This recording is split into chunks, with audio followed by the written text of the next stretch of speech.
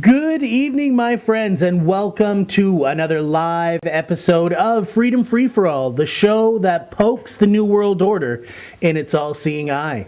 My name is Josh Steffler, and tonight Brad Rhodes and Greg Hill join me as we broadcast the truth live from our studio in Victoria, British Columbia. We have a special guest tonight, none other than Dr. Tim Ball, world-famous environmentalist, world-famous climatologist. He's going to come here for your questions so that we can talk about this crazy terrorist propaganda that's scarier than terrorism, scarier than everything out of Paris, the climate change. Brad's going to be on, Greg's going to be on, so make sure you tune in. I want to thank all of our new media partners like Josh Sigurdsson of World Alternative Media and Richard Heathen of Liberty Machine News and the new Agora. Oh yeah, the best print newspaper that you can pick up. You can find it in British Columbia. You'll find it at Freedom Headquarters, 300 Gorge Road West. So go down, pick it up, free your mind, elect to govern yourself. It's an amazing paper. It's free. And there's a lot of like-minded people that advertise in this. A lot of stories you'll find. You may not agree with everything, but you'll agree with a lot. So find it, read it, share it. Now, Freedom Free for All, our website is up. It's ready to go. You can see that we're in a new studio, and we are now launching our donate campaign. So, of course, we have to ask for a bit of cash, but we're making it a bit of fun because we've got a new studio, and we're trying to buy new equipment, upgrade all of our stuff. We need some donations. So you can become a Freedom Patriot by donating $9.11, and we will send you 9/11 stickers every month. You just go to freedomfreeforall.com/donate or just click the donate button. The really exciting one, though, is becoming a Liberty champion because you donate and it's a little bit pricey, $50, but there's some real value in that donation because we send you a shiny maple leaf, solid silver. Listen to that ring, that solid silver ring. That's where the real value is. Your dollar's losing value, this is gaining value. So, trade in some fiat currency, help new media, and help yourself by getting one of these silver dollars. So, we're going to go to Angry Beard Mulcair, and when we come back, I'm going to show you some what's important about challenging mainstream media. Stay tuned. I'm Angry Tom! I don't want you watching Freedom Free for All. There's so much liberty, new ideas. I want you locked in to the old mainstream media and the ideas of an NDP socialist utopia. Give me the money!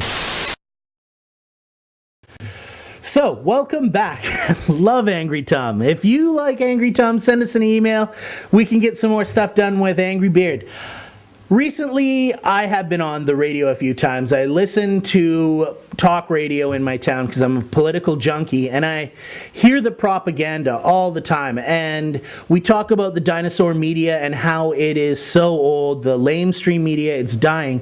They use talk radio as a massive programming propaganda platform, the triple P, and a lot of times these guests come on and they think that they're in friendly space where nobody's going to challenge them, nobody's going to give them hard questions because the guests and the host seem to usually be on the same page. Rarely do you hear a host bring on somebody that disagrees with the host ideologically. In Victoria, we have CFAX, which is AM 1070 radio. It's AM. And in Vancouver, I believe they have CFox or CKNW, which broadcasts almost these two stations, and I'm sure it's the same all around the world or all around Canada, broadcast the same stories all day, every day, and they just push the propaganda. Recently, with climate change on everyone's mind, Andrew Weaver came on to CFAX, and he was going on and on about how loving the Green Party is. Well, I had to call in and challenge him because he was talking about muzzling scientists. Meanwhile, he muzzles Dr. Tim Ball. So let's check out this video, and I'll see you soon. Now, The Drive with Terry Moore on CFAX 1070. I think the Green Party's got some really fantastic people with them. I really do, including our guest that's in the studio. I like Elizabeth May. I like Adam Olson here locally. Now, the man that's in the studio wants to be the leader of the Green Party. And he's going to talk to us about that because this is a guy who's got a lot of background. This is a man who is a climatologist. He's a scientist. He is Andrew Weaver. Green really means principles. The green brand, so to speak, are really green principles. I think most people share them. So I like to think of the BC Greens as an umbrella for people who actually want politics to be done differently. We've had two parties that for far too long have not represented the vast majority of people's views. And so what we're saying is we will offer you candidates across the province that you can vote for instead of against. All right, let's get to another call. Josh, you're on CFAX 1070. Go ahead to Andrew Weaver. Hey, I love the idea of, this new kind of politics, except it seems like, Andrew, you're not much different from the Harper Tories. They muzzled scientists, and I believe that you're involved in a slap lawsuit against a scientist, Andrew Weaver. So how are you any different from the Harper Tories silencing scientists when suing Dr. Tim Ball? Okay, different. Okay. Yeah, in a slap lawsuit, strategic lawsuit against public participation. If you could comment on that, that'd be great. Well, first off, I know Josh quite well. I'm not going to comment on something before the courts publicly. And secondly, I would argue that it is not a slap. You initiate court proceedings for very specific reasons, and you're welcome to go and look at the documents. And it is before the courts, and he can't talk about it. It is. I will say that I did have a case. It was all stemming from around the same time against the National Post, and that was one. Yeah, and it was against the National Post and 4 editors for defamation. And so you don't do these things lightly. I love to debate science with anybody. In fact, a lot of people don't know this. This whole narrative of muzzling scientists federally, it actually dates back to an interview that Margaret Monroe, science reporter for CanWest, did with me about 7 or 8 years ago. So this whole narrative about muzzling scientists emerged from our discussions back then. So to think that somehow I'm muzzling scientists, sorry.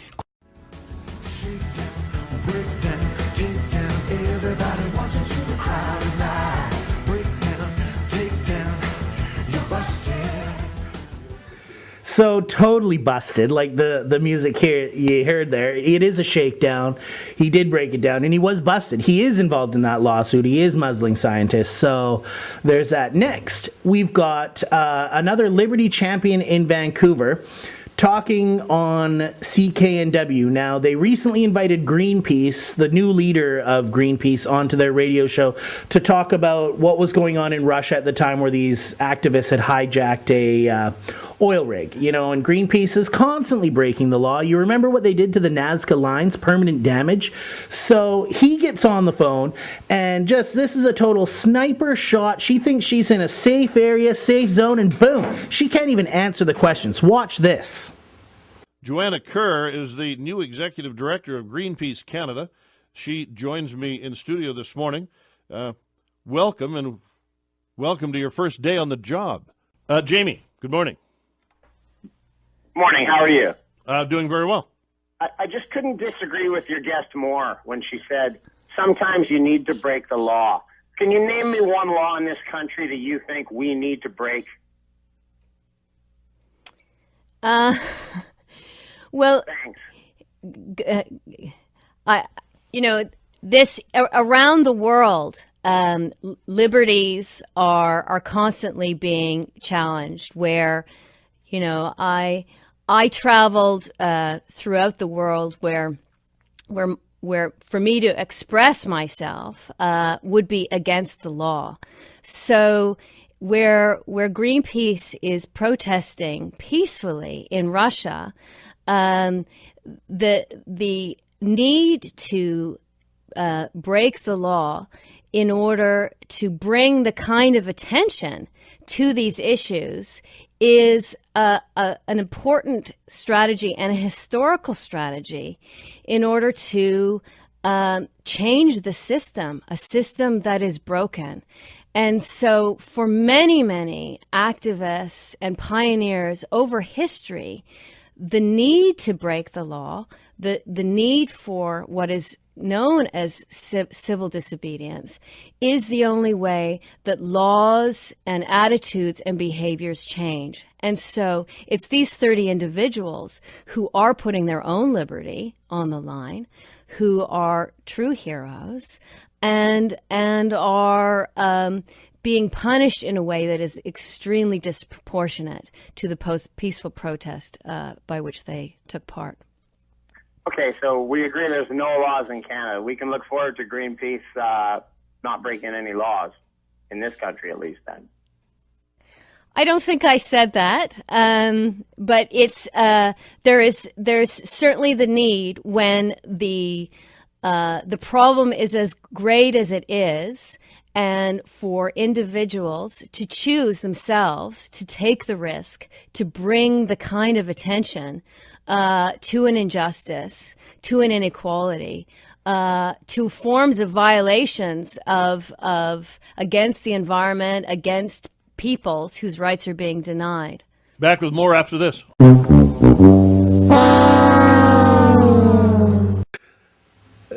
So that's definitely a Maoist on there. You saw that. Dun. This is mainstream media, and they're just putting up these liars, these disinfo agents, these propagandists up on platforms.